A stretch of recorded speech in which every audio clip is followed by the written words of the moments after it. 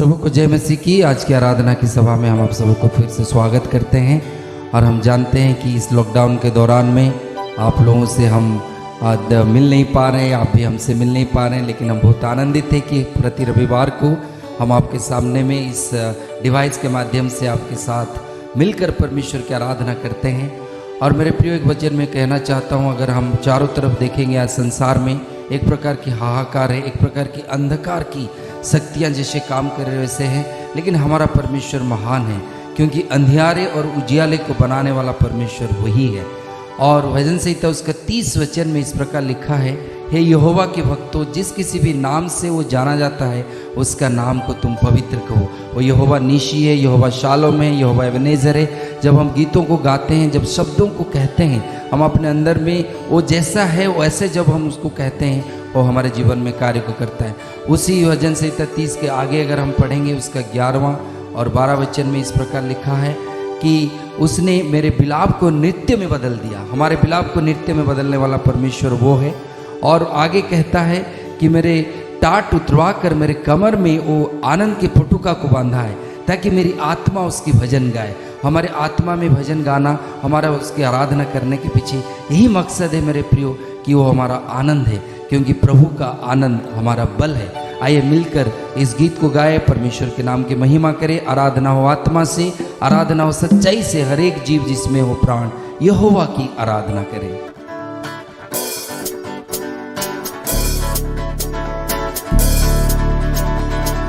आराधना हो आत्मा से, आराधना हो सच्चाई से, हर एक जीव जिसमें हो प्राण यहोवा की आराधना करे। आराधना हो आत्मा से, आराधना हो सच्चाई से, हर एक जीव जिसमें हो प्राण यहोवा की आराधना करे। यहोवा राफा वो है तेरा चंगाई देने वाला, चंगा करता हाथों से छूकर हाथ उसके पास। यहोवा राफा वो है तेरा चंगाई देने वाला, चंगा करता हाथों से छूकर हाथ उसके पास। बहता उसका लहू क्रूस के तले, बहता उसका लहू क्रूस के तले, जो भी आए उसके पास देता वो छुटकारा। मिलकर कहें आराधना हो आत्मा से, आराधना हो सच्चाई से, हर एक जीव जिसमें हो प्राण यहोवा की आराधना करे। यहोवा नीशी परमेश्वर है, हमें जय देने वाला परमेश्वर, हमें विजय देने वाला परमेश्वर। आइए उसके नाम की स्तुति और महिमा करे। कहे प्रभु जी तू यहोवा नीशी है। यहोवा नीशी वो है तेरा विजय देने वाला, शत्रु तेरे घेरे तुझको तू न घबराना। यहोवा नीशी वो है तेरा विजय देने वाला, शत्रु तेरे घेरे तुझको तू न घबराना। देख तेरे सामने प्रभु ने दे दी विजय, हालेलुया। देख तेरे सामने प्रभु ने दे दी विजय, छुटकारा केवल प्रभु यीशु में है। मिलकर आराधना हो आत्मा से, आराधना हो सच्चाई से, हर एक जीव जिसमें हो प्राण यहोवा की आराधना करे। आराधना हो आत्मा से, आराधना हो सच्चाई से, हर एक जीव जिसमें हो प्राण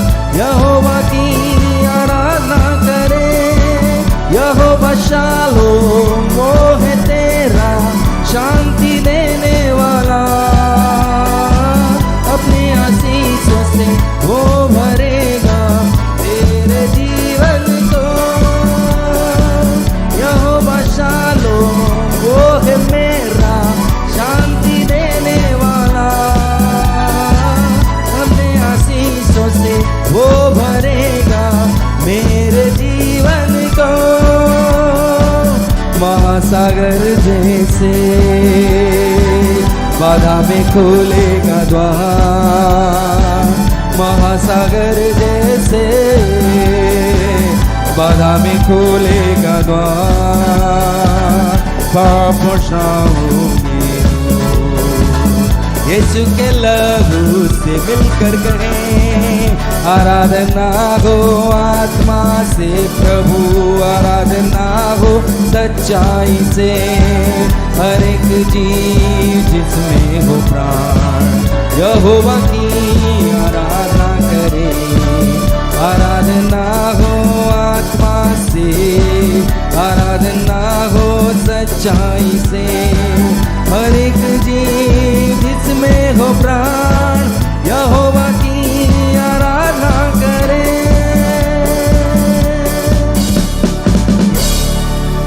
मेरे प्रियो, यहोवा राफा है, यहोवा शालोम है, यहोवा एबेनेजर है, यहोवा नीशी है, यहोवा सम्मा है। वो कहता है मैं तुझे कभी नहीं छोड़ूंगा, कभी नहीं छोड़ूंगा। और परमेश्वर का वायदा है वो हमें कभी नहीं छोड़ता। आइए उस परमेश्वर की हम आराधना करें और कहें प्रभु जी, हम धन्यवाद करके अपने हाथों को उठाए और कहे प्रभु जितने आशीष तूने मेरे जीवन में दी है इसके लिए मैं तेरा धन्यवाद करता हूँ। जिसके मैं योग्य नहीं था प्रभु जी, उन आशीषों को तूने मेरे जीवन में रख छोड़ा है प्रभु। आने वाले समय में भी पिता परमेश्वर, जैसे आपका वचन कहता है वचन संहिता 30 और उसका 4 और 5 पद में, रात चाहे कितना अंधियारा क्यों ना हो, निश्चय सवेरे हमें आनंद मिलेगा।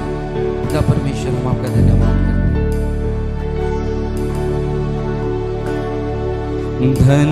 धन्यवाद के साथ स्तुति गाऊंगा, हे यीशु मेरे खुदा।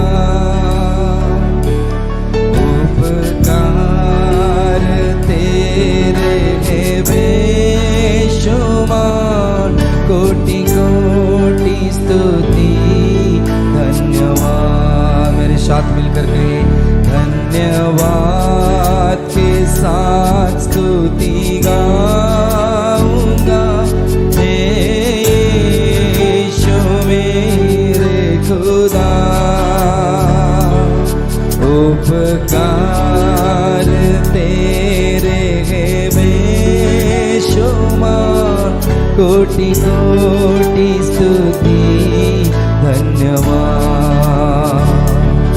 योग्यता से बढ़ के दिया है अपनी दया से तूने मुझे,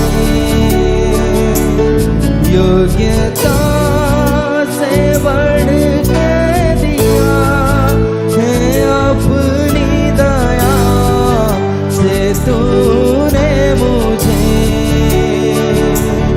मांगने से ज्यादा मिला मुझे, आभारी हूँ प्रभु मैं।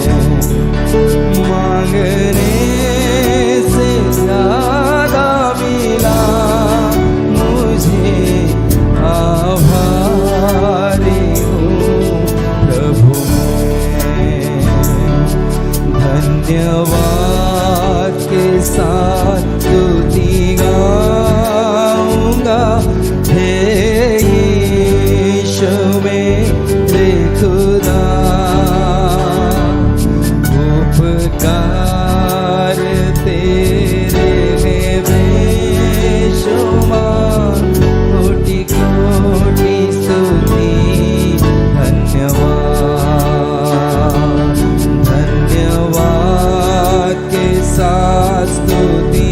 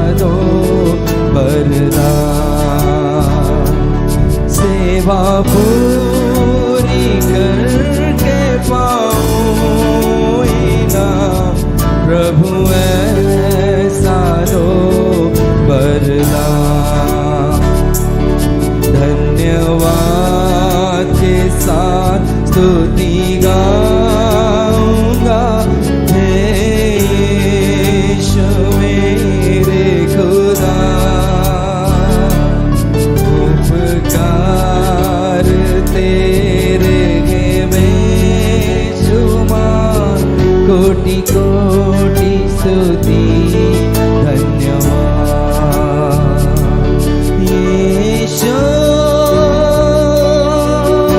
मसीह, ओ महिमा तेरी गाए आसमान, गाए ज़मीं, यीशु मसीह, यीशु मसीह, ओ महिमा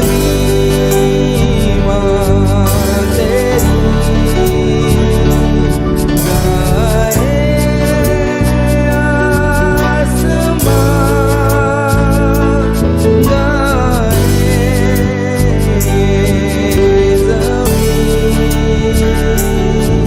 तुमसा कोई नहीं, तुमसा कहीं नहीं, अब है पूरा यकीन, तुमसा कोई नहीं।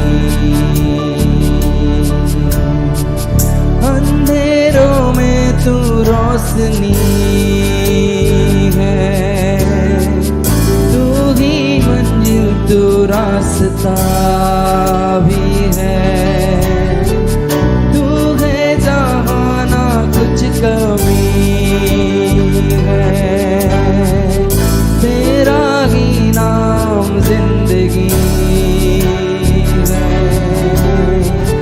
अंधेरों में तू रोशनी है, तू ही मंजिल, तू रास्ता भी है, तू है जहाँ ना कुछ कमी है, तेरा ही नाम जिंदगी। हालेलुया,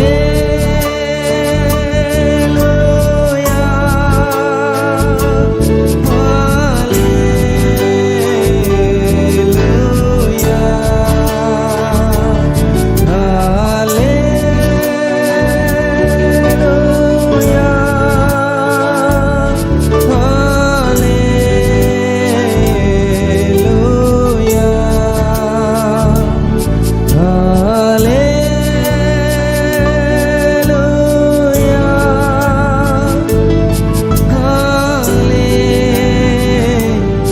हालेलुया, प्रभु तेरा धन्यवाद, तेरा धन्यवाद प्रभु, तेरी स्तुति, तेरी प्रशंसा, तेरी जय जयकार करते हैं खुदा परमेश्वर। पिता परमेश्वर, आप यहाँ उपस्थित हैं, हमारी इबादत आप पिता परमेश्वर, आप वायदों के अनुसार यहाँ पर उपस्थित है प्रभु, इसलिए हम आपका धन्यवाद करते हैं। मेरे प्रियो, प्रभु यीशु मसीह के नाम में मैं आप सबों का स्वागत करता हूँ आज की इतवार की सभा में। और आज की सभा में हम लोग प्रभु भोज भी ग्रहण करेंगे, इसलिए मैं सभी लोगों से अनुरोध करता हूँ कि प्रभु भोज की सामग्री लेकर के आप बैठिए, ताकि सभा के अंत में मैं प्रभु भोज भी आप सबको प्रभु भोज की विधि मैं करूँगा और हम लोग सब एक साथ शामिल होंगे। प्रभु का धन्यवाद हो, प्रभु ने हम लोगों को संभाला है और अब तक ले चला है। मैं जानता हूँ कई लोगों को कई विपत्तियों का सामना करना पड़ा है और जो है, लेकिन फिर भी परमेश्वर हमें संभाल के रखा, उसका धन्यवाद हो। और मैं विश्वास करता हूँ कि सभी लोग प्रभु के अनुग्रह से अपने समस्याओं परेशानियों पर जय पाएंगे। मैं जानता हूँ कई लोग वायरल फीवर और कुछ चीज़ों से थोड़ी पीड़ित है, लेकिन हमारी प्रार्थना आपके साथ लगातार है, निश्चय आप लोग जल्द ही स्वस्थ होंगे। Praise the Lord. सो मेरे प्रियो, आइए हम लोग आज परमेश्वर का संदेश हम लोग सुने। परमेश्वर ने मेरे मन में एक भजन संहिता दिया है जिसको मैं बांटना चाहता हूँ। एक बहुत ही विशेष भजन संहिता है और उसको हम लोग पढ़ेंगे, उसके कुछ हिस्सों को, और आज उस पर हम लोग अध्ययन करेंगे। शायद आप भी कई बार उसको पढ़े होंगे और आपको उसका प्रकाशन मिल चुका होगा, लेकिन जिन्होंने अब तक इसके प्रकाशन को नहीं जाना है, मैं इस भजन संहिता को आपके लिए खोलना चाहता हूँ।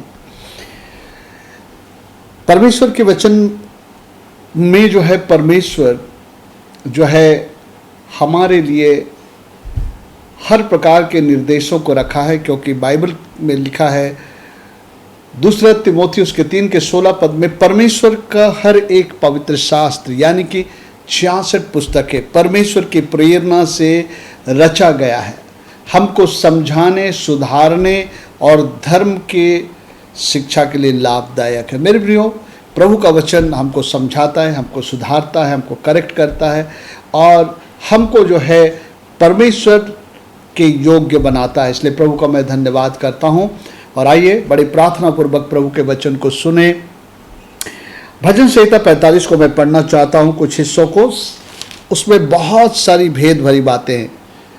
कभी अगर होगा तो हम लोग उसके वचन व वचन अध्ययन करेंगे, एक एक शब्द पे अध्ययन करेंगे, क्योंकि इसमें बहुत सारी बातें, गहरी बातें लिखी हुई है। लेकिन आज के संदेश में जो मेरा जो फोकस है, उसी पर मैं आप उन वचनों को, चुनिंदा वचनों को लेकर के आपसे बातचीत करूंगा। आइए यहाँ हम लोग पढ़ते हैं भजन संहिता 45 में। इस प्रकार लिखा है, मेरा हृदय एक सुंदर विषय की उमंग से उमड़ रहा है, जो बात मैंने राजा के विषय रची है उसको सुनाता हूँ। मेरी जीभ निपुण लेखक की लेखनी बनी है। राजा के विषय में कहता है कि उसके अंदर में जो है एक विषय उमड़ रहा है और उसने राजा के विषय उन बातों को रचा है और उसको जो है वो प्रकट कर रहा है। आइए देखते हैं यहाँ पर क्या लिखा है। तू मनुष्यों के संतानों में परम सुंदर है। You are the fairest of all among them who are born. Okay, लिखा है तू मनुष्यों के संतानों में परम सुंदर है, तेरे होठों में अनुग्रह भरा हुआ है, इसलिए परमेश्वर ने तुझे सदा के लिए आशीष दी है। उसके विषय में बहुत सारे डिस्क्रिप्शन है, उसको भी मैं पढ़ लेता हूँ, लेकिन उन बातों में मैं नहीं जाऊँगा। हे वीर, तू अपनी तलवार की जो तेरा वैभव और प्रताप है अपनी कटी पर बांध। सत्यता, नम्रता और धर्म के निमित्त अपने ऐश्वर्य और प्रताप पर सफलता से सवार हो। तेरा दाहिना हाथ तुझे भयानक काम सिखलाए। तेरे तीर जो तेज हैं, तेरे सामने देश देश के लोग गिरेंगे, राजा के शत्रुओं के हृदय उनसे छिदेंगे। 6 पद से लिखता है, हे परमेश्वर, उसी राजा के बारे में गुणगान करते करते अब वो कहता है, हे परमेश्वर, तेरा सिंहासन सदा सर्वदा बना रहेगा, तेरा राजदंड न्याय का है, तूने धर्म से प्रीति और दुष्टता से बैर रखा है। इस कारण परमेश्वर ने, हाँ, तेरे परमेश्वर ने तुझको तेरे साथियों से अधिक हर्ष के तेल से अभिषेक किया है। तेरे वस्त्र गंधरस अगर तेज से सुगंधित है। तू हाथी दांत के मंदिरों में तार वाले बाजों के कारण आनंदित हुआ है।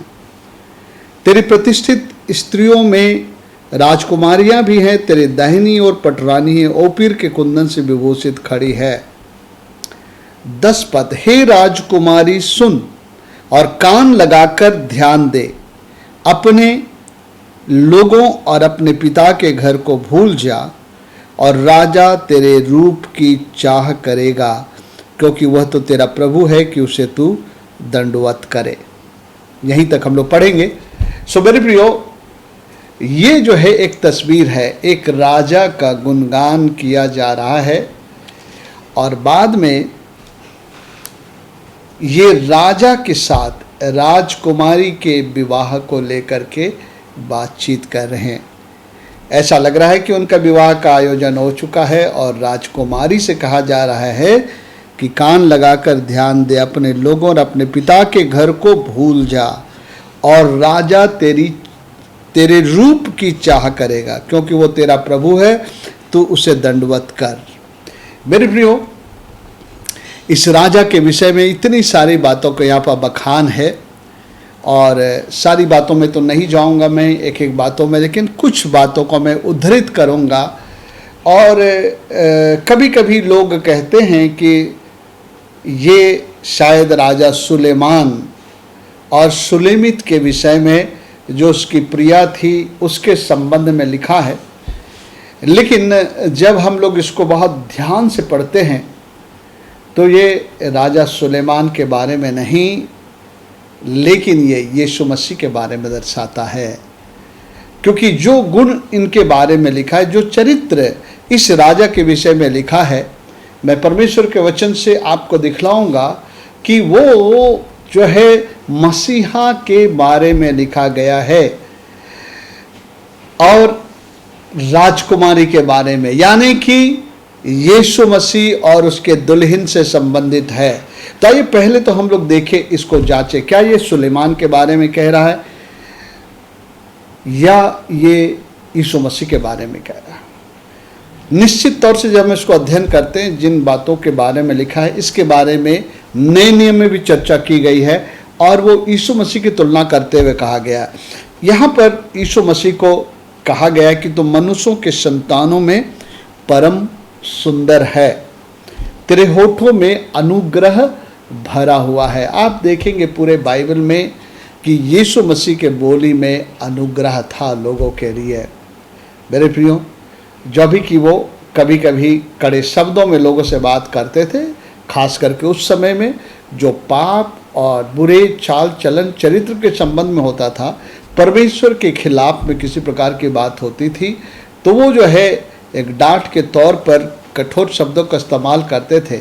लेकिन जो है उसके शब्द बड़े अनुग्रह भरे होते थे, अनुग्रह भरे होते थे उन लोगों के लिए जो चाहे कितने गिरे हुए क्यों नहीं थे, लेकिन जब उनका मन पश्चाताप और उनका हृदय प्रभु की ओर फिरता था, प्रभु यीशु मसीह उनसे अनुग्रह के साथ में व्यवहार करते थे। तेरे होठों में अनुग्रह भरा हुआ है, इसलिए परमेश्वर ने तुझे सदा के लिए आशीष दिए। देखिए सुलेमान का यहाँ पर जो सदा के लिए जो शब्द आया है, फॉर एवर, अगर ये सुलेमान के बारे में होती तो सुलेमान का राजा जो हमेशा के लिए नहीं था, उसका एक उम्र था पृथ्वी के राज्य के लिए, उसी तक था। लेकिन यहाँ पर बोलता है कि परमेश्वर ने तुझे सदा के लिए आशीष दिया है। God is blessed you for ever, for ever हमेशा केवल परमेश्वर पिता के लिए, यीशु मसीह के लिए इस्तेमाल होता है।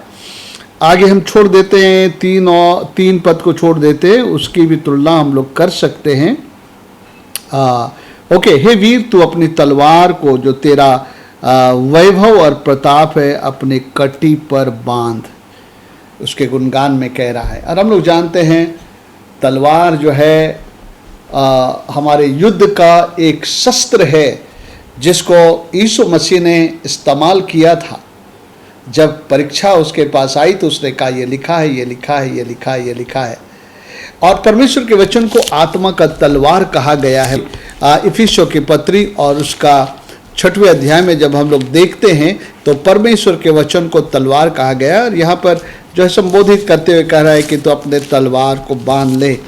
मेरे प्रिय, यहाँ पर आइए 6 अध्याय का हम लोग पढ़ते हैं 17 पद को। और उद्धार का टोप, और 6 अध्याय इफिसी 6 का 17 पद, और आत्मा के तलवार को जो परमेश्वर का वचन है ले लो। आत्मा की तलवार, मेरे प्रियो, ये परमेश्वर का वचन है। और हम लोग देखते हैं कि यीशु मसीह आत्मा की तलवार से शैतान से लड़ा था और अपने शत्रुओं से वो लड़ा था। ये लिखा है, ये लिखा है, ये लिखा है, इस प्रकार की बातों को कहते हुए।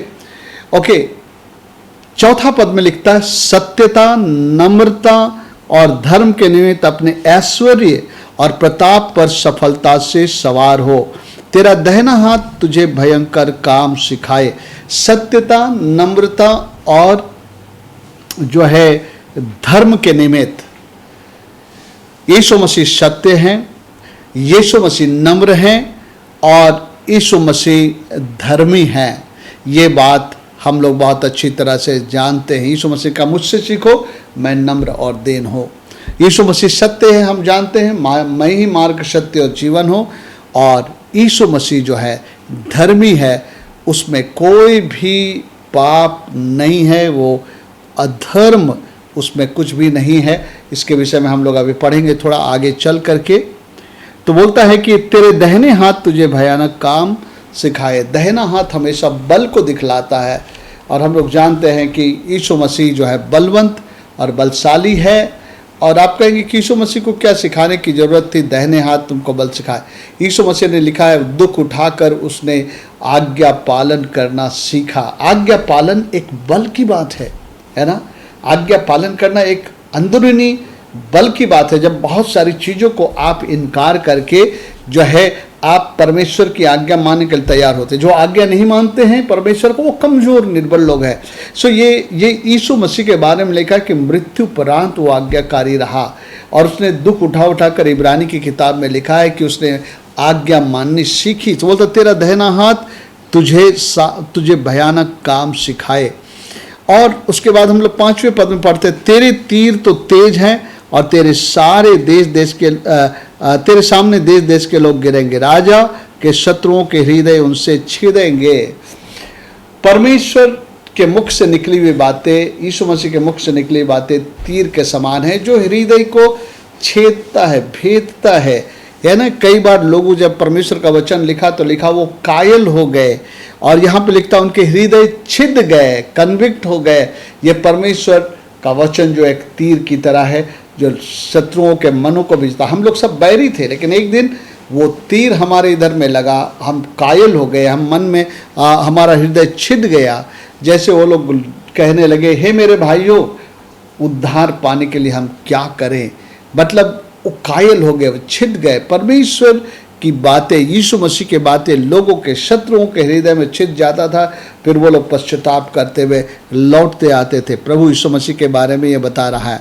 उसके बाद 6वें पद और 7वें पद को जब हम पढ़ते हैं तो ये भजन किनके बारे में लिखा है वो बिल्कुल उजागर हो जाएगा, क्योंकि इब्रानी की किताब जाकर इसी बात को उद्धृत करता है। आइए क्या लिखा है, हे परमेश्वर तेरा सिंहासन सदा सर्वदा बना रहेगा। अभी उसको मनुष्य से हट करके उसको परमेश्वर कह रहा है। सुलेमान केवल मनुष्य के दर्जे तक आ सकता था, लेकिन जो है राजा दाऊद भी जो है केवल मनुष्य के उस दर्जे तक आ सकता था, मनुष्य के दर्जे में। लेकिन हे परमेश्वर, अब संबोधन है हे परमेश्वर।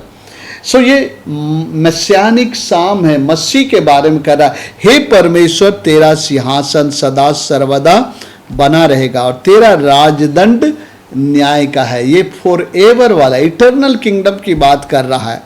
7 पद में लिखता है, तूने धर्म से प्रीति और दुष्टता से बैर रखा है, इस कारण परमेश्वर ने, हाँ तेरे परमेश्वर ने तुझको तेरे साथियों से अधिक हर्ष के तेल से अभिषिक्त किया है। आइए अभी मैं आपको लेकर चलता हूँ नए नियम में जो है, यहाँ पर इस बात को उद्धृत किया गया है और इस बात को बिल्कुल स्पष्टता से उद्धृत करते हुए इस वचन को जोड़ा गया है नए नियम में, और वो एकदम बिल्कुल स्पष्ट यीशु मसीह के बारे में बताता है। इब्रानियों की पत्री उसका 1 अध्याय जब हम लोग पढ़ते हैं तो आइए हम लोग पढ़ते हैं ये किसके बारे में कह रहा है, आपको बहुत स्पष्ट पता चलेगा।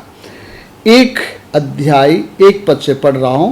पूर्व युग में परमेश्वर ने बाप दादों से थोड़ा थोड़ा करके और भांति भांति से भविष्यवक्ताओं के द्वारा बातें कर इन अंतिम दिनों में हमसे पुत्र के द्वारा बातें की, जिसे उसने सारी वस्तुओं का वारिस ठहराया है। उसी के द्वारा उसने सारे सृष्टि की रचना की है। वह उसकी महिमा का प्रकाश, उसके तत्व की छाप है और सब वस्तुओं को अपनी सामर्थ के वचन से संभालता है। वह पापों को धोकर ऊंचे स्थान पर महामहिमन के दाहिने जा बैठा और स्वर्गदूतों से उतना ही उत्तम ठहरा जितना उसने उनसे बड़े पद का वारिस होकर उत्तम नाम पाया। ये यीशु मसीह के बारे में ये पहला चैप्टर जो है इब्रानी का, इसका लिखने वाला यीशु मसीह के बारे में बता रहा है और यीशु मसीह की तुलना कर रहा है स्वर्गदूतों के विषय में भिन्न भिन्न बातों से तुलना करते हुए 8वें पद में हम आकर के देखते हैं तो वो फिर यीशु की महानता के बारे में कहता है। और बिल्कुल ये जो है 45 अध्याय के इन वचनों को उद्धृत कर रहा है 6 और 7 पद को सुनिए। परंतु पुत्र के विषय में कहता है, मतलब परमेश्वर अपने पुत्र के विषय में कहता है, क्या कहता है? हे परमेश्वर, तेरा सिंहासन युगानुयुग रहेगा, तेरे राज्य का राजदंड न्याय का राजदंड है। तूने धर्म से प्रेम और अधर्म से प्रेम रखा, इसका कारण तेरे परमेश्वर ने तेरे साथियों से बढ़कर हर्ष रूपी तेल से तेरा अभिषेक किया है। Praise the Lord. और आगे आप पढ़िएगा, आप देखेंगे ये यीशु मसीह के बारे में कहा गया। तो भजन संहिता 45 जो है, जो भी कि राजा दाऊद ने लिखा है, लेकिन वो पवित्र आत्मा की प्रेरणा से ये बातें यीशु मसीह के बारे में लिखा है। बाइबल में भजन और व्यवस्था, इन सारी बातों में यीशु मसीह के बारे में लिखा है। इसलिए लूका रचित सुसमाचार हम देखते हैं कि यहाँ पर ये लिखा हुआ है कि यीशु मसीह के बारे में भजन और व्यवस्था, ये सारी इसमें जो है यीशु मसीह के बारे में लिखा हुआ है। अगर हमारे आंखें खुली है, अगर हम प्रार्थना पूर्वक वचन को पढ़ते हैं, पवित्र आत्मा के साथ जुड़े हैं, तो पवित्र आत्मा अपने वचनों को हमारे लिए खोलेगा। आइए हम लोग देखते हैं। यीशु मसीह एक दिन अपने शिष्यों को बताते हैं कि क्या मेरे विषय में यहाँ नहीं लिखा है?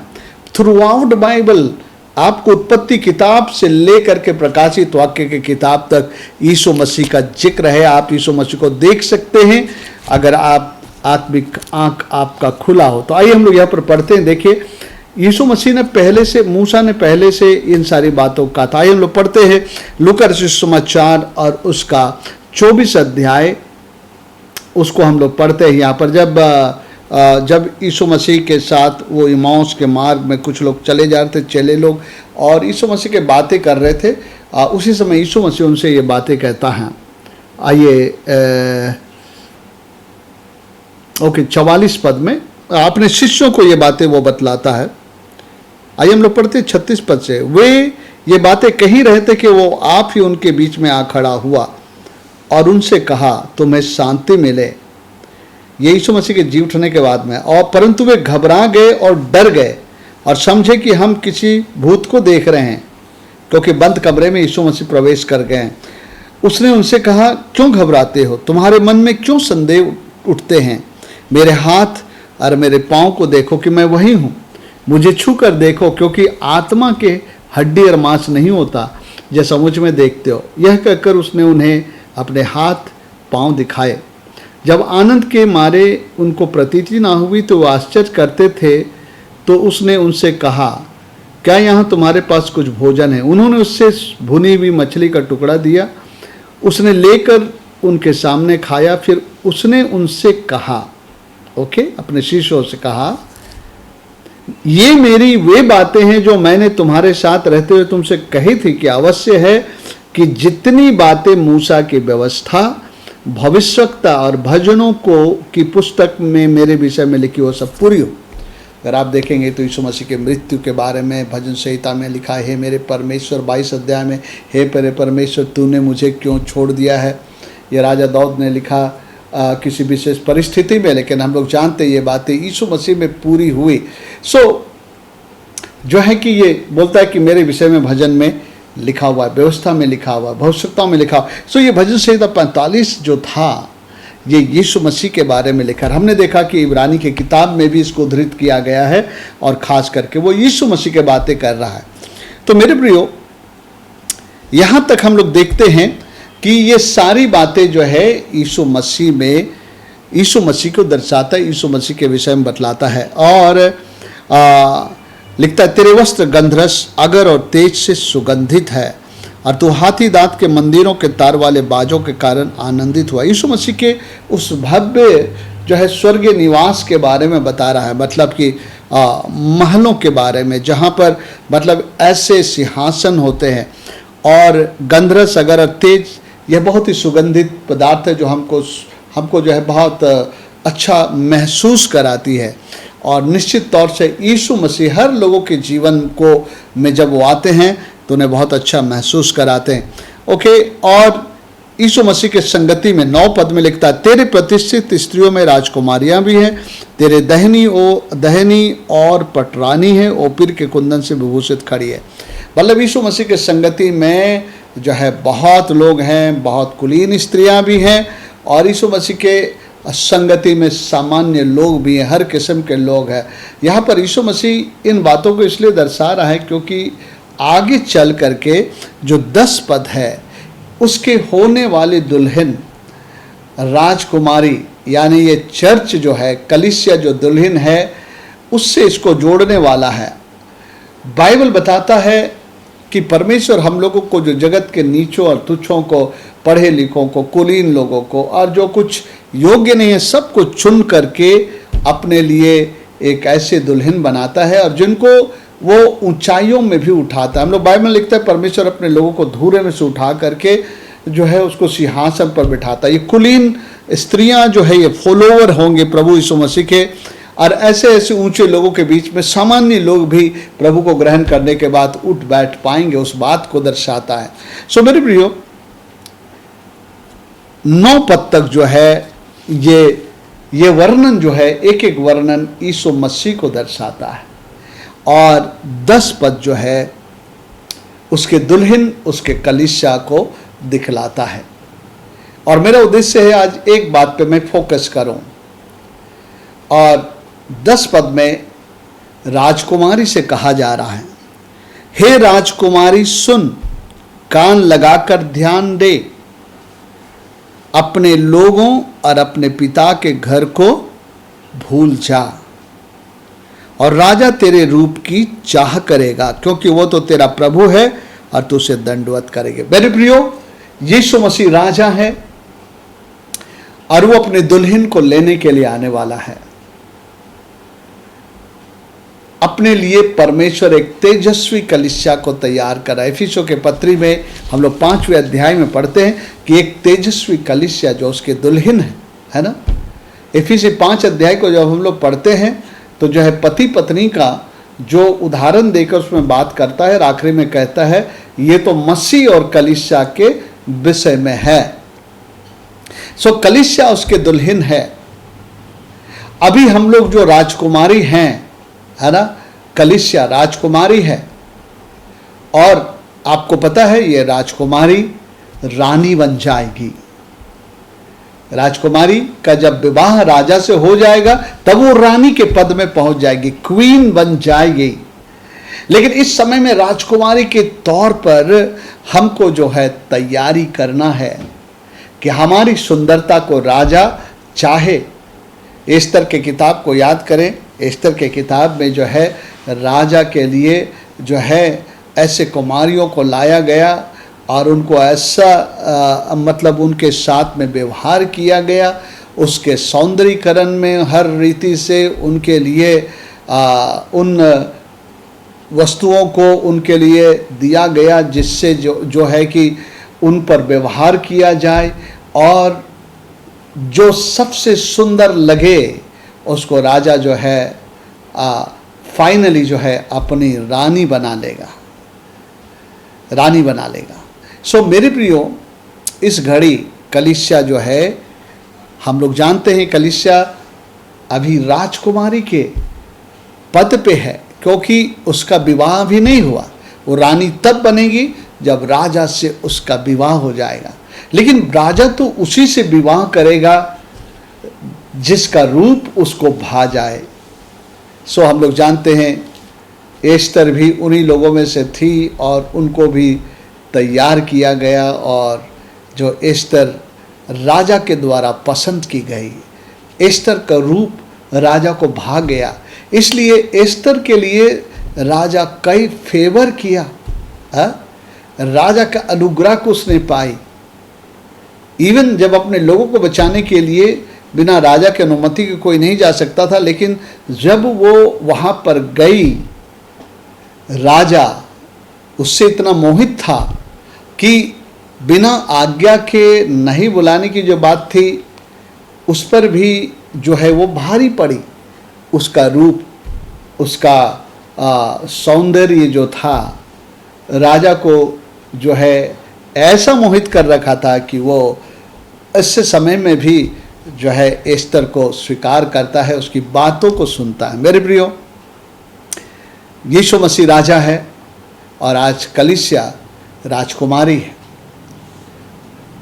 राजकुमारी जब तक उसकी विवाह नहीं होती है वो रानी की गिनती में नहीं आती है। राजा जिससे शादी करता है वो रानी की गिनती में आती है।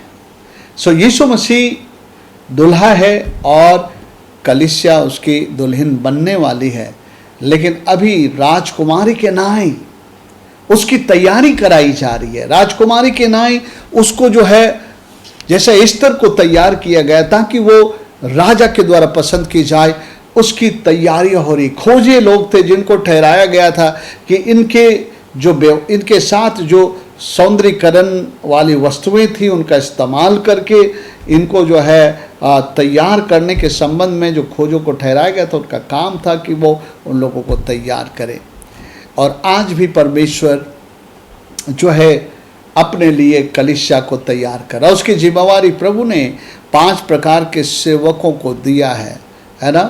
प्रेरित, भविष्यवक्ता, उपदेशक, रखवाले, शिक्षक, सुसमाचार प्रचारक। और इनका काम है कि इन लोगों को परमेश्वर के लिए सुंदर बना करके तैयार करें। मेरे प्रियो, इसमें एक बात बहुत महत्वपूर्ण होता है जिसको लेकर यहाँ पर लिखा गया है।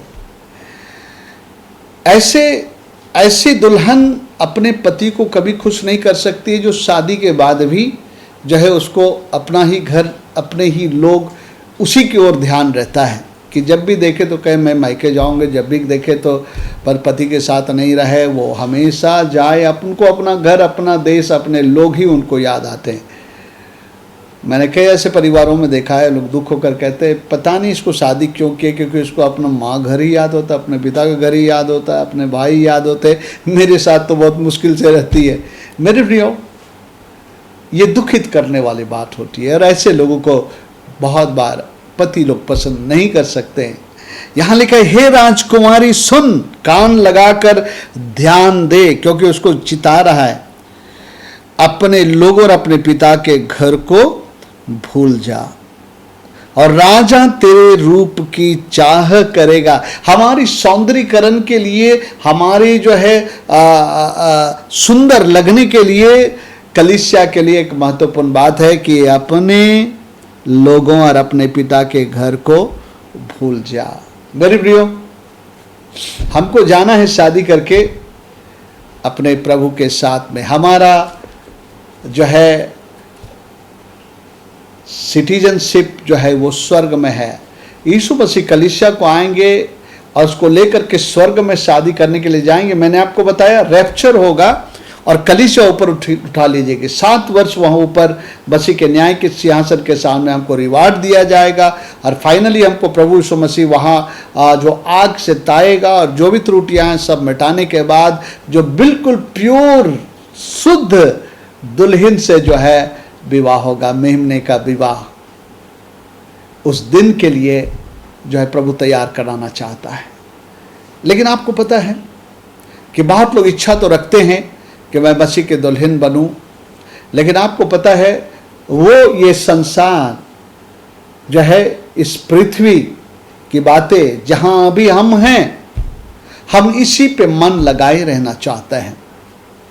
ये हमारे पिता का घर है, ये पृथ्वी जो है ये हमारे माता पिता का घर है, हमारे माता पिता का घर है, हमारे मित्र हैं, हमारे बंधु हैं, हमारे दोस्त हैं, एक बड़ा सर्कल हमारे साथ है और इस संसार का आकर्षण है, इस संसार की हर चीजें हैं। आपको पता है इफिसियों के पत्री में हमको कहता है जो लोग राजा के लिए सुंदर ठहरेंगे उनके लिए क्या जरूरी है। 3 अध्याय इफिसियों के पत्री में कहता है, जब तुम मसीह के साथ जिलाए गए तो पृथ्वी पर के नहीं लेकिन स्वर्गीय बातों पर मन लगाए रहो। मेरे प्रियो, क्या प्रभु को जीवन देने के बाद में आप संसार से अपने आप को फेर करके प्रभु पर मन लगा रहे हैं पूरी रीति से? संसार के प्यार को त्याग करके अब अपने होने वाले जो राजा हैं, जो आपके दुल्हा हैं, अब आप पूरे मन से उससे प्यार कर रहे हैं। मेरे प्रियो, ये बात हमें जांचने की आवश्यकता है, क्योंकि यहां लिखा है, हे राजकुमारी सुन, कान लगाकर ध्यान दे, अपने लोगों और अपने पिता के घर को भूल जाए। यहां अपने लोगों और अपने पिता का घर दिखलाता है।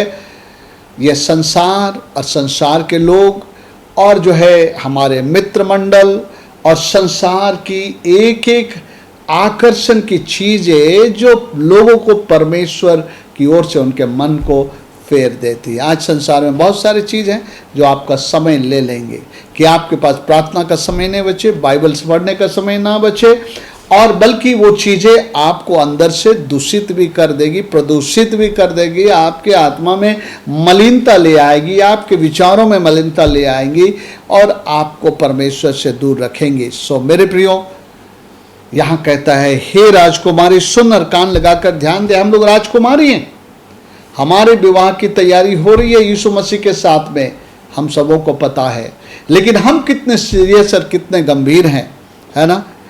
कहता है कि राजा तुम्हारी चाह करेगा अगर तुम अपने लोगों और अपने पिता के घर को भूल जाओ। ये कौन सा है? ये संसार, पुराना जीवन, पुराने लोग हमारे, जिनके साथ संसार की बातों में, संसार के गंदगियों में हम जीते थे। आज भी बहुत सारे लोग उसके भोग विलास में पड़े हैं, प्रभु को जीवन दिए हैं, आशा और अपेक्षा है कि मैं भी मसीह का दुल्हन बनूंगा।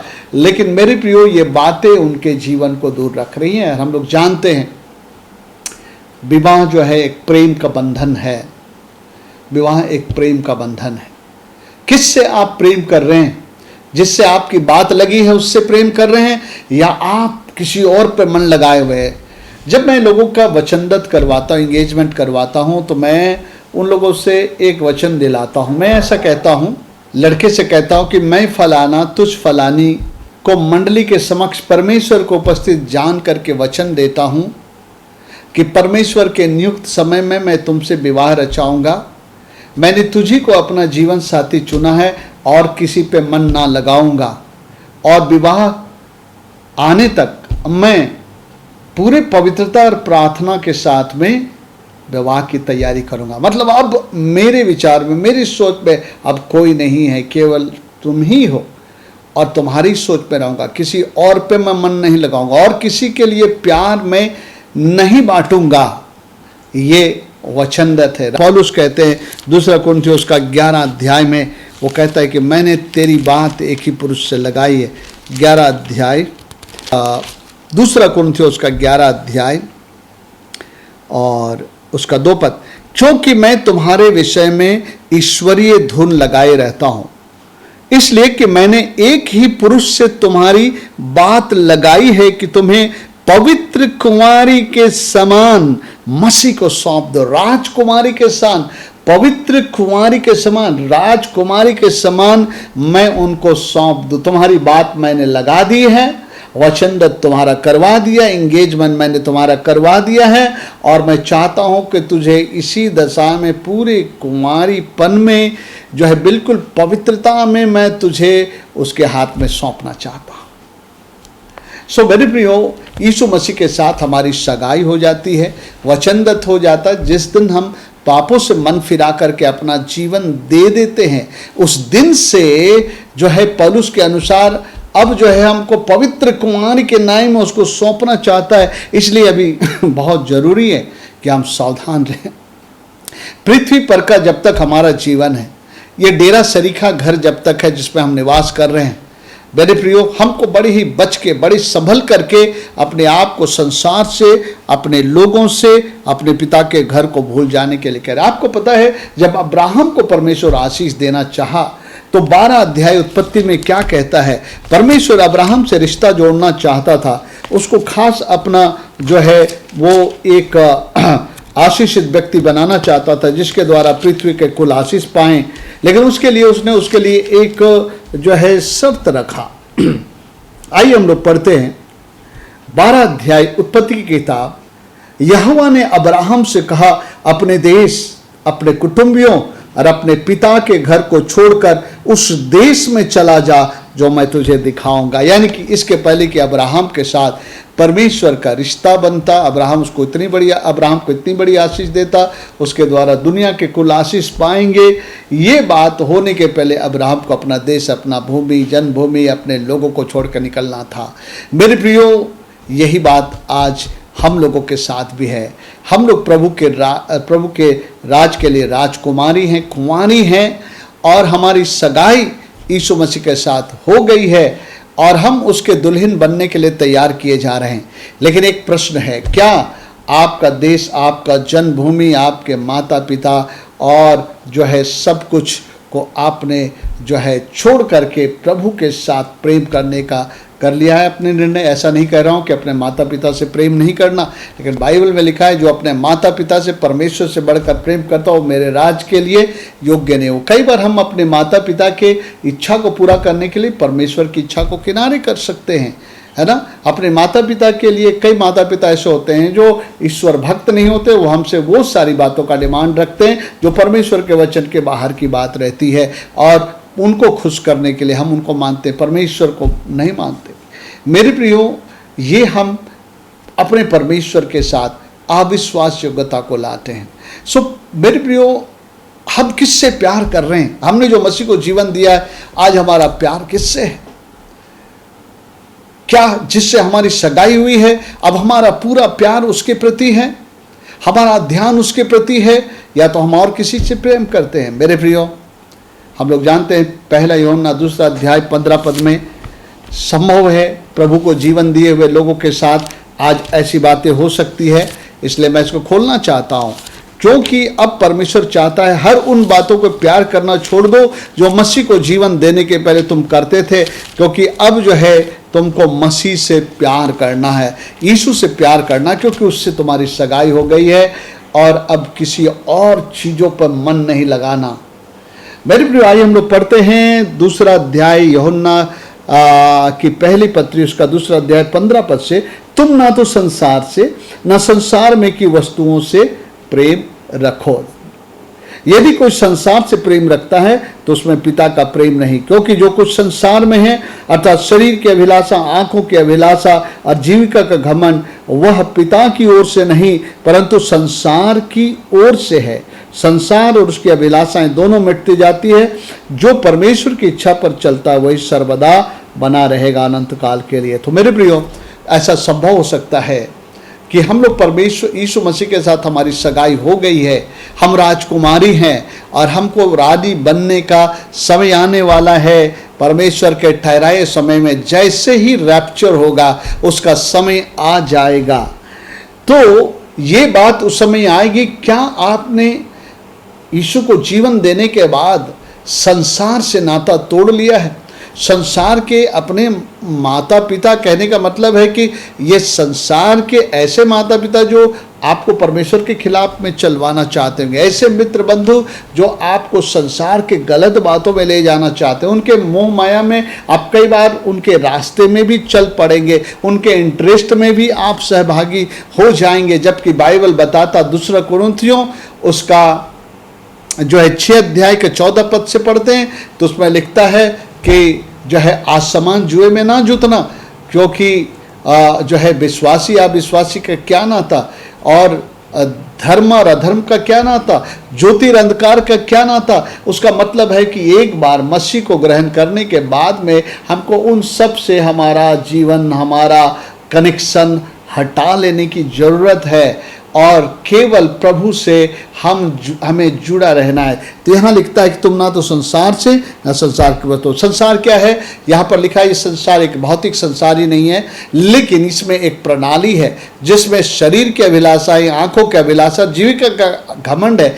आप सब लोग जानते हैं कैसे ये बातें हमारे जीवन को आकर्षित करती है, कैसे संसार की गंदी और अपवित्र बातें हमको आकर्षित करती है। हमारे जो एंड्रॉयड फ़ोन, इंटरनेट हमें कैसे गंदे साइट की ओर आकर्षित करती है, गंदी बातों की आकर्षित करती है। संसार के बहुत सारे ऐसे चीज़ें हैं जो एंटरटेनमेंट है, खेल का जगत है, वो बहुत बार आपके प्रेम को ले लेता है। मैं इसके विरुद्ध नहीं कि खेल एंटरटेनमेंट करे, मैं भी पसंद करता हूँ, मैं भी खिलाड़ी रहा हूँ, लेकिन ऐसा नहीं होना चाहिए कि वो आपका परमेश्वर बन जाए और परमेश्वर से ज़्यादा वो बातें आपके लिए महत्व बन जाए। जो भी चीज़ परमेश्वर से बढ़कर आपके स्थान में जीवन में स्थान लेता वो आपका परमेश्वर बन जाता है। यीशु ने कहा तुम धन और परमेश्वर दोनों की सेवा नहीं करोगे।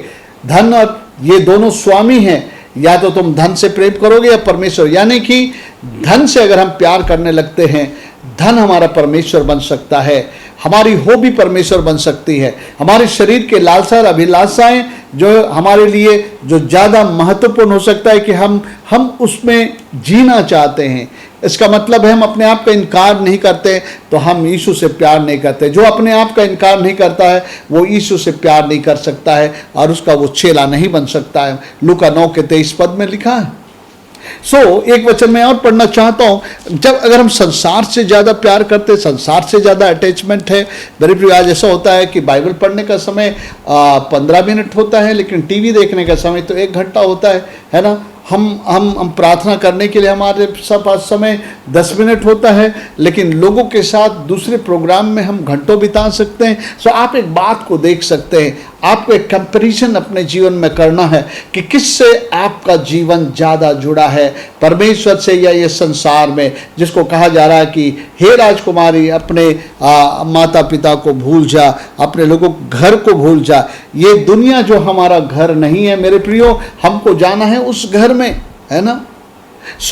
एक वचन और मैं पढ़ना चाहता हूं। जब हम संसार से अटैच होते हैं, संसार में लगे रहते हैं, तो बाइबल बताता तुम व्यभिचार करते हो। व्यभिचार क्या है?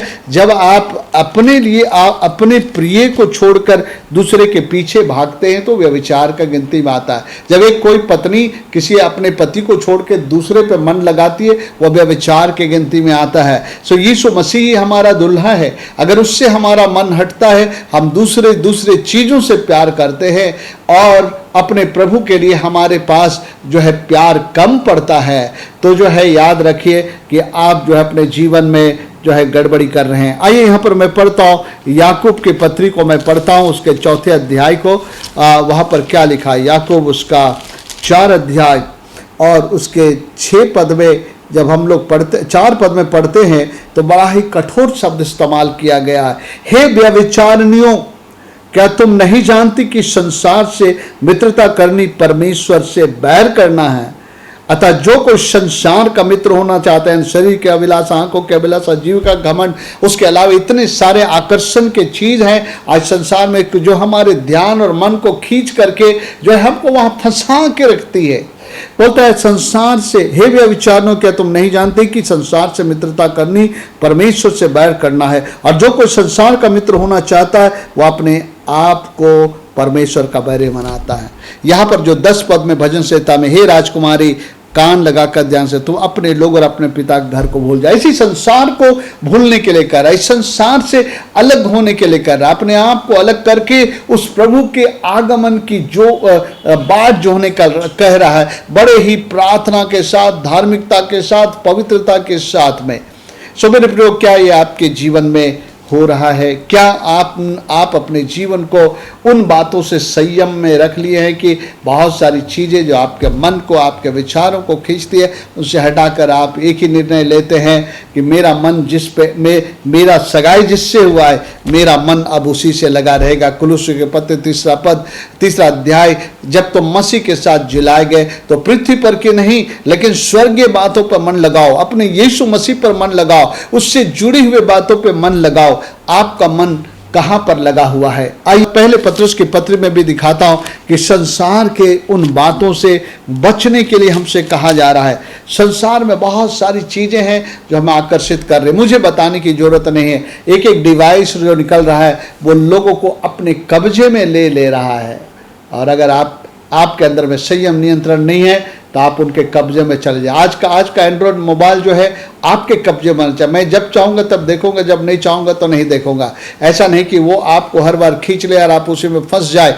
आपको ऐसा करना चाहिए, नहीं मेरे प्रार्थना का समय है, मेरे इसके समय, मेरे बाइबल स्टडी का समय है, वैसे नहीं देखूंगा। मैं परमेश्वर से ज़्यादा भक्ति और संगति रखूँगा, इसको मैं कम समय दिया करूँगा। अपने परमेश्वर के साथ का समय और दूसरी चीज़ों का समय की आप तुलना करिएगा, क्योंकि हम लोग बहुत परमेश्वर के उस दिन के बहुत करीब और नज़दीक है। अगर सावधान नहीं है तो एक दिन प्रभु यीशु मसीह आ जाएंगे और हम संसार पर मन लगाए हुए संसार में ही रह जाएंगे। और जो लोग प्रभु में मन लगाए हुए थे, जिन्होंने इस संसार से अपने घर से नाता तोड़ा, इस संसार से, ये संसार जिसको मनुष्य अपना घर बनाया हुआ, संसार के रीति रिवाज, बातों, आकर्षण, मनोरंजन, सब मेरे प्रियो कहीं ये हमको परमेश्वर के प्यार से दूर तो नहीं ले जा रही। आइए पहला पत्रस उसका 2 अध्याय यहाँ पर देखिए, पत्रस क्या कहता है। हे प्रियो, 11 पद में, मैं तुमसे विनती करता हूं। देखिए, प्रभु के लोगों ने लोगों से मिन्नत किया, विनती किया उसके लाभ के लिए, फायदे के लिए। और मैं भी प्रभु यीशु मसीह के नाम में आप लोगों से विनती करता हूं। हे प्रियो, मैं तुमसे विनती करता हूं कि तुम अपने आप को परदेशी और यात्री जानकर अपने देश, अपना जन्मभूमि, इस संसार में अपने भाई बहन, अपने माता पिता, यानी इस संसार के लोगों के बारे में कह रहा है।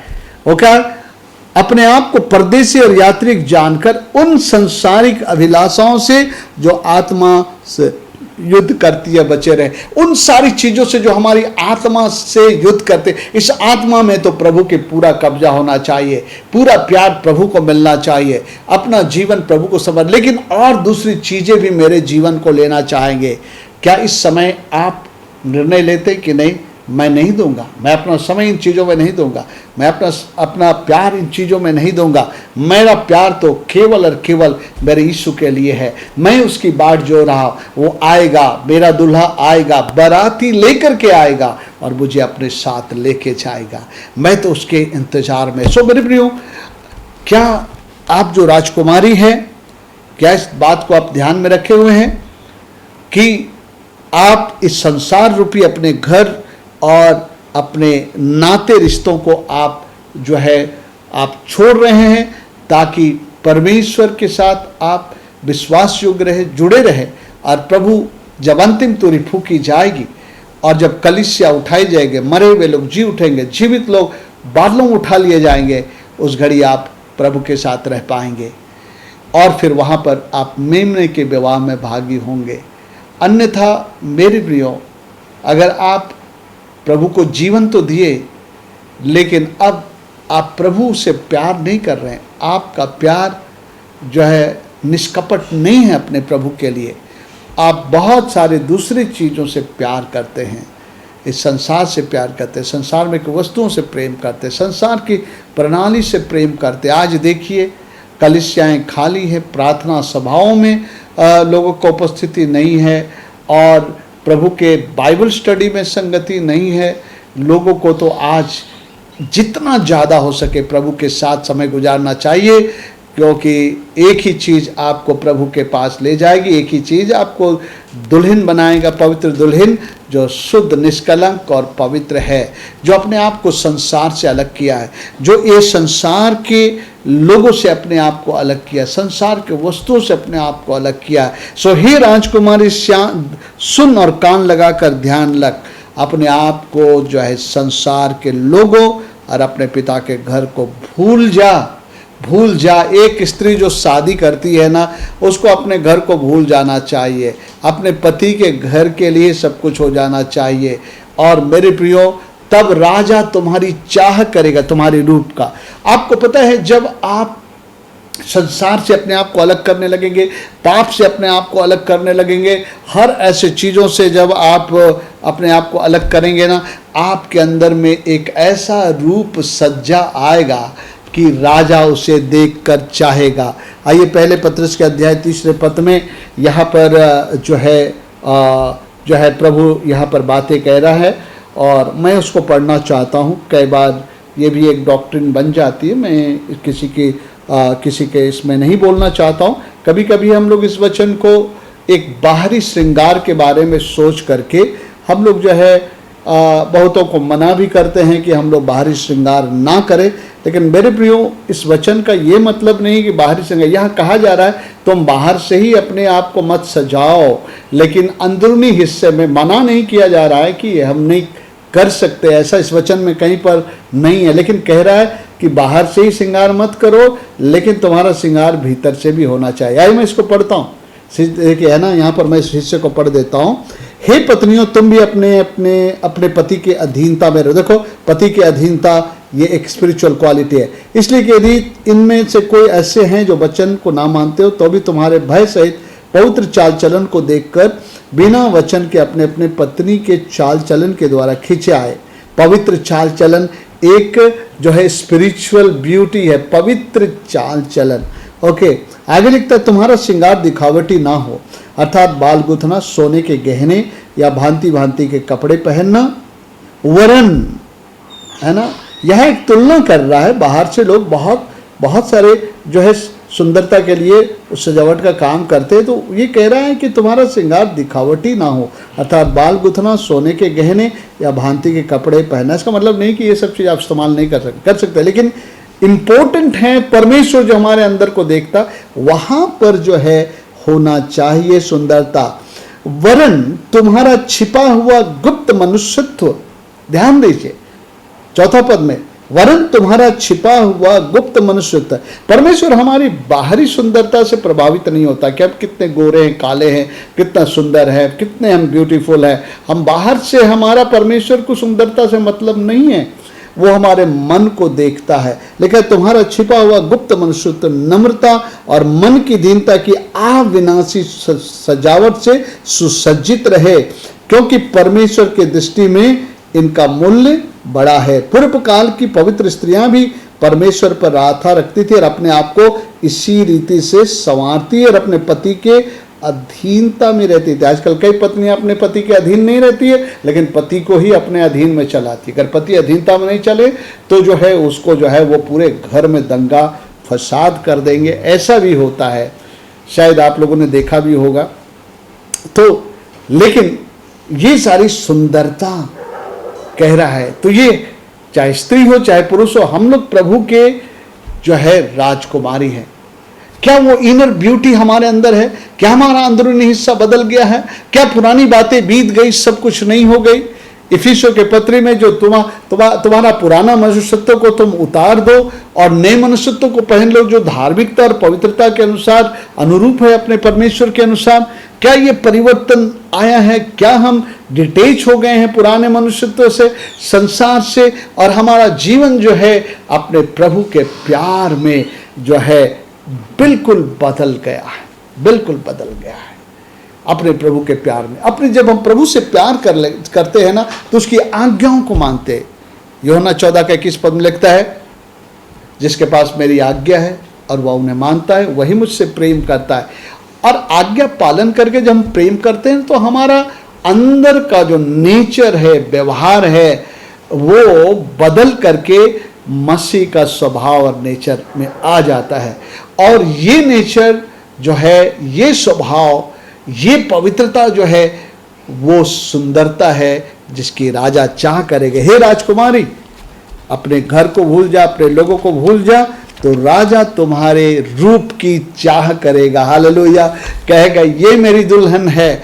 इस पृथ्वी पर अरबों लोग हैं, लेकिन मेरे प्रियो, उसके दुल्हन खास ऐसे ही लोग होंगे जिन्होंने अपने आप को संसार से अलग किया है, जिन्होंने अपने संसार के, दुनिया के ऐसे मित्रों से अलग किया है जिनका रीति रिवाज अधर्म से भरा है, पाप से भरा हुआ है, परमेश्वर के खिलाफ है, एंटी गॉड है। इन सारी चीज़ों से आप अपने आप को अलग कर रहे हैं, उसकी आज्ञा को मान रहे हैं, उसकी इच्छा में चल रहे हैं। इससे जो है आप अंदर से आप सुंदर और सुंदर और सुंदर हो जा रहे हैं। परमेश्वर के दास लोग, सेवक लोग आपको वचन सुना रहे हैं, वो आपको आत्मिक उपटन लगा रहे हैं, आपको आत्मिक जो है कॉस्मेटिक से आपको व्यवहार कर रहे हैं। आइए हम जो है अंदर से सुंदर हो जाए, आपके जीवन से पाप दूर हो जाए, आपका प्रेम परमेश्वर के लिए गहरा हो जाए, और जो आप अपने आप को अलग करें संसार से। और मेरे प्रियो, उसके आने की बाट जो है, तब वो आएगा और अपनी दुल्हन को ले जाएगा। आपके रूप को वो चाहेगा। प्रकाशित वाक्य में कहता है, ऐसे लोगों के विषय में कहता है 19 अध्याय में, हमने इसको पहले भी पढ़ा, आज मैं पढ़ देता हूँ आपके लिए। बहुत सुंदर बात लिखी है, उसका सब कुछ बहुत ही बढ़िया तैयारी किया है इन्होंने। 19 अध्याय प्रकाशित वाक्य उसका 20 पद। आओ हम आनंदित और मगन हो उसकी स्तुति करें, क्योंकि मेमने का विवाह आ गया है। अब राजकुमारी का विवाह का समय आ गया है और उसके दुल्हन ने अपने आप को तैयार कर लिया। ये राजकुमारी अब अपने आप को तैयार कर लिए कि उसके दुल्हन बने, और उसको शुद्ध और चमकदार महीन मलमल पहनने का अधिकार दिया गया है, क्योंकि उस महीन मलमल का अर्थ पवित्र लोगों के धर्म के काम है। मेरे प्रियो, ये पिक्चर है मसीह के लिए शुद्ध और पवित्र किया गया कलीसिया, जिसका मन संसार से हटकर अपने प्रभु में लगा है। फिर संपूर्ण पवित्रता और धार्मिकता के साथ वो जीवन को जी रहे हैं। मेरे प्रियो, वो राजकुमारी है, अब जो है वो रानी बन जाएगी, अब वो दुल्हन बन जाएगी, मेमने की दुल्हन बन जाएगी। मेरे प्रियो, वचन में लिखा, धन्य है वे जो मेमने के विवाह में जो है निमंत्रित हैं। मेरे प्रियो, निमंत्रण तो सबको मिला है, बुलाए तो सभी गए हैं, लेकिन चुने थोड़े लोग हैं। उन चुने हुए में से वो लोग हैं जिन्होंने अपने आप को संसार से अलग किया, यीशु मसीह के साथ जुड़ गए, उसी के लिए वो जी रहे हैं। वो समय लगता है बहुत नज़दीक है। आइए हम अपने आप को जांचें, कान ध्यान से सुनो, कान लगा कर सुनो। राजकुमारी, राजा तभी तुमसे तुम्हारी रूप का चाह करेगा जब तुम अपने आप को इस संसार से अलग किए हो, संसार के पाप से, संसार के अधर्म से, संसार के बुराई से। ये संसार बुरा और बुरा और बुरा और बुरा होता जाएगा। संसार की चीज़ें, रीति विधियाँ गंदी और गंदी होती चली जाएगी। सावधान, हम उस प्रदूषण में प्रदूषित ना हो जाए, हम अपने आप को अलग रखें, पवित्र रखें। आइए मेरे प्रियो, मैं नहीं छूटना चाहता संसार में, मैं मसीह का दुल्हन बनना चाहता हूँ। आपके विषय में क्या है? आपका निर्णय आपको मसीह का दुल्हन बनाएगा। वो दिन ज़्यादा समय नहीं है लगता मुझे, वो समय नज़दीक है। आइए हम रात दिन एक ही बात सोचा करें कि मैं अपने दुल्हा के लिए चाहने वाली दुल्हन बनूं, मेरे रूप की वो चाह करे, मेरी रूप की वो चाह करे। अभी भी समय है, यीशु मसीह अभी तक आए नहीं हैं। अगर आज तक आप गंभीर नहीं थे अपने पवित्रता के जीवन में, प्रभु के लिए अलगाव का जीवन जीने के लिए, आज ही आप वो काम करें, तैयार हो। किसे पता है आज रात प्रभु यीशु मसीह आ जाए, अब दो लोग आप सोते रहेंगे एक बिछावन में, एक चला जाएगा, एक छूट जाएगा। मेरे प्रियो, आइए हम सभी लोग, कलीसिया, मैं आपसे विनती करता हूँ, आपसे मेहनत करता हूँ कि आप लोग प्रभु की ओर पूरी रीति से अपने जीवन को फेरें और प्रभु के साथ जिंदगी को बिताएं। परमेश्वर इस वचन पर आशीष देवे। आमीन। और मेरे प्रियो, इसी के साथ क्यों नहीं हम लोग कुछ सेकंड अपने आंखों को बंद रखें, इसी घड़ी इस संदेश के मुताबिक भी हम विचार करें। क्या मैं वो राजकुमारी हूँ जिससे राजा यीशु विवाह करने के लिए आने वाले हैं? क्या मैंने एस्तर रानी की तरह अपने आप को सुंदर बना लिया है उन खोजों के अधीनता में? क्या मैं पास्टर, सेवक, प्रचारक, प्रभु के लोगों के संदेशों को सुनकर उनके अधीनता में मैं अपने अंदरूनी हिस्से को पवित्र शुद्ध किया है? क्या मेरा अंदरूनी रूप परमेश्वर के चाहने लायक बन गया है? क्या कोई चीज़ें ऐसी है अभी भी जो मेरे अंदर में जो अच्छा नहीं है, वो अशुद्ध है, प्रभु की दृष्टि में गंदा है? इवन आज प्रभु के मेज में भागी होने से पहले आइए हम निर्णय करें, मैं इन चीज़ों को छोड़ना चाहता हूँ, इन चीज़ों से मैं अलग होना चाहता हूँ, क्योंकि मैं उन सब से प्यार करना छोड़ना चाहता हूँ जो मुझे मेरे प्रभु राजा की चाहत में बाधा पहुँचाए। आइए हम अपने हृदय मनों को जांचें, क्योंकि प्रभु के वचन में लिखा है कि जो है हम प्रभु के मेज में भागी होने के पहले हम अपने हृदय और मनों को जांचें। इफिसियों के पत्री से पहला कुरिन्थियों उसका 11 अध्याय को मैं पढ़ूंगा। उसमें इस प्रकार से लिखा है, पहला कुरिन्थियों 11 अध्याय 24 पद से, कि हम सब को जो आज्ञा दी है हम प्रभु के मेज में भागी होने का स्मरण करें।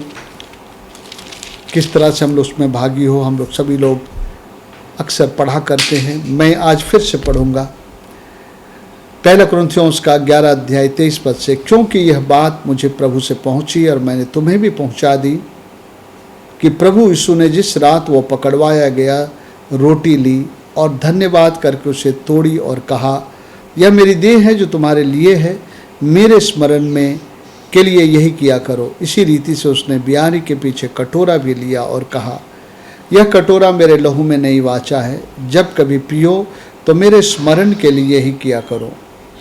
क्योंकि जब कभी तुम यह रोटी खाते इस कटोरे में से पीते हो तो प्रभु की मृत्यु को जब तक वह ना आए प्रचार करते हो। इसलिए जो कोई अनुचित रीति से प्रभु की रोटी खाए या उसके कटोरे में से पिए वह प्रभु की देह और लहू का अपराधी ठहरेगा।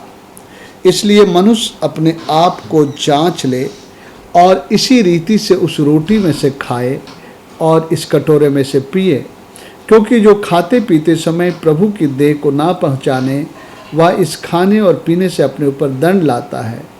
इसी कारण तुम में बहुत से निर्बल और रोगी हैं और बहुत से सो भी गए हैं। यदि हम अपने आप को जांचते तो दंड ना पाते। मेरे प्रियो, प्रभु के मेज में भागी होने से पहले हम ये सोच के कि एक मसीह विधि विधान है, इसमें हमें भागी होना है, ना भागी हो, बल्कि पहले अपने आप को जांचे। क्या मेरे जीवन में कोई अनुचित बातें हैं, कोई ऐसी बातें हैं जो परमेश्वर के दृष्टि में अच्छा नहीं है, बुरा है, पाप है, अधर्म है?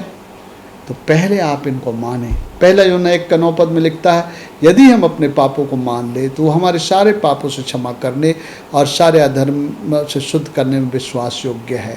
एक निर्णय के साथ कि इन बातों को मान के मैं छोड़ रहा हूँ और आगे मैं कभी इसमें भागी नहीं होऊंगा। क्योंकि अगर हम ऐसा करते हैं तब तो हमारे लिए आशीष ठहरती है। नहीं तो अगर बिना जांचे हम अपने भागी होते हैं तो बाइबल में लिखा हम अपने ऊपर दंड लाते हैं। वो दंड कैसे कैसे आता है? इसी कारण तुम में से बहुत से निर्बल और रोगी हैं और बहुत से सो भी गए, यानी मर भी गए। नहीं मरते अगर हम जो है इस तरह से परमेश्वर के प्रभु भोज में बिना जांचे अपने में भागी नहीं होते। तो आइए हम अपने हृदय और मनों को जांचें। आइए हम अपने आँखों को बंद करें कुछ सेकंड और अपने आप को जांचें और कहे कि हे यहोवा मुझे जांच। राजा दाऊद की राह, हे पवित्र आत्मा मुझे जांच। अगर मेरा मन किसी बात के लिए मुझे दोष देता है या पवित्र आत्मा मुझे कायल करता है तो मैं उसको माफ़ी मांगूंगा। इस घड़ी ये निर्णय लीजिए, प्रभु से कहे, प्रभु क्षमा करेगा, प्रभु शुद्ध करेगा। आगे को उन बातों को अपने जीवन से बिल्कुल अलग रखे। कोई भी अनुचित रीति से प्रभु के मेज में भागी ना हो। इसलिए आइए हम अपने मनों को टटोलने दें पवित्र आत्मा को ईमानदारी से। और अगर हमारा विवेक किसी बात पे दोषी दे रहा है तो प्रभु से क्षमा मांगे, प्रभु से क्षमा मांगे। वो दयालु है, वो कृपालु है, क्षमा करने वाला है, ताकि उसके लहू से शुद्ध होकर प्रभु के मेज में भागी हो और आशीषित हो। प्रभु का मेज यीशु मसीह की मृत्यु गाड़े जाने और जी उठने को दिखलाता है। यीशु मसीह अपनी मृत्यु गाड़े जाने और जी उठने के द्वारा हमारे पापों की क्षमा को लाया। वो हमारे लिए मानसिक शांति लाया। आज आप मानसिक शांति पा सकते हैं प्रभु के मेज में भागी होकर के। और उसने चंगाई को लाया। अगर आप रोगी हैं, सच्चे मन से, सही तरीके से, उचित रीति से प्रभु के मेज में भागी होकर आप चंगाई को भी अनुभव कर सकते हैं। तो इस घड़ी जो लोग रोगी हैं, आप इस प्रभु के मेज में भागी हो रहे हैं तो चंगाई के लिए अपेक्षा करें, प्रभु आपको चंगाई देगा। आइए हम लोग प्रभु के मेज में भागी होंगे। पकड़वाए जाने से पहले रात प्रभु यीशु मसीह अपने शिष्यों के साथ इकट्ठा हुआ और रोटी लिया और धन्यवाद किया। प्यारे पिता परमेश्वर, हम धन्यवाद करते हैं इस रोटी के लिए जो तेरे पुत्र यीशु के देह का प्रतीक है, जिसके बारे में तूने कहा। परमेश्वर ने अपने प्रेम की भलाई इस रीति हम पर प्रकट किया। जब हम पापी ही थे, यीशु मसीह हमारे पापों के लिए मरा। हाँ प्रभु, तूने यीशु मसीह को हमारे पापों के लिए कुचलने दिया ताकि हमारे लिए उद्धार का मार्ग खुले। इस प्यार के लिए हम धन्यवाद देते हैं। हम वायदा करते हैं जब हम इस रोटी में भागी होते हैं तो हम संपूर्ण रीति से पाप और अधर्म को त्याग करके आपके पीछे चलेंगे, ताकि आपकी जो योजना पहला पत्रस 2:24 की है कि उसने आप ही हमारे पापों को लेकर क्रूस पर मर गया ताकि हम पाप से छुटकर धार्मिकता का जीवन बिताएं।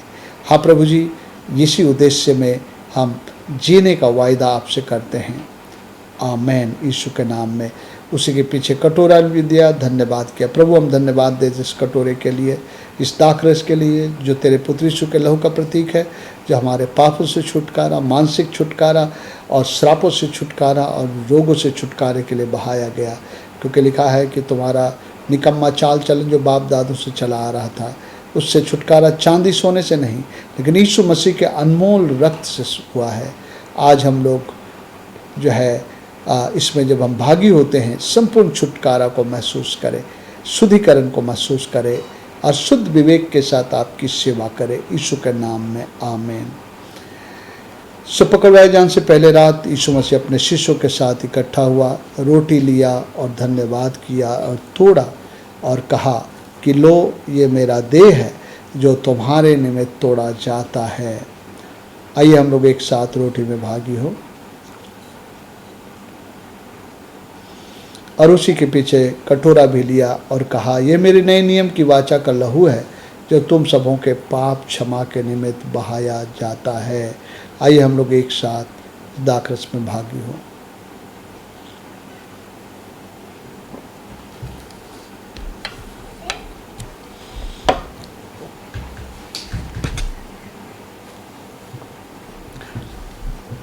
आइए हम लोग अंतिम प्रार्थना में चले। प्यारे पिता परमेश्वर, प्रभु यीशु मसीह के नाम में हम लोग आपके चरणों में आते, आपका धन्यवाद देते हैं। आप हमारे अद्भुत अनमोल परमेश्वर, हमसे आप इतना प्यार करते हैं प्रभु जी कि आपने अपने पुत्र को दिया और आज भी हमसे आप इतना प्यार करते हैं कि आप हमसे लगातार बातें करते हैं, हमको चेतावनियाँ देते हैं, हमको समझाते हैं, हमको सुधरने के लिए मार्ग बताते हैं अपने वचन के द्वारा।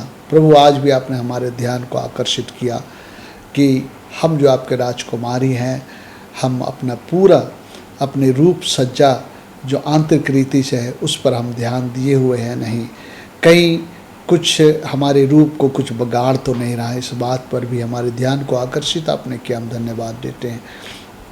मैं प्रार्थना करता हूँ हर एक सुनने वाले लोग जो है तुझसे जो सगाई हुई है, जैसा लिखा है कि मैंने एक ही पुरुष से तेरी बात लगाई है और तुझे पवित्र कुमारी के नाय उसको सौंप। वहाँ प्रभु जी हमारे कलीसिया के एक एक लोग, हर एक श्रोतागण जो है पिता परमेश्वर निष्कलंक, निष्पवित्र, बिना दाग, बिना झुर्री के प्रभु जी तेरी बाट जोते रहे और पिता परमेश्वर मेमने के विवाह में भागी हो और पिता परमेश्वर उनका जीवन धन्य हो जाए।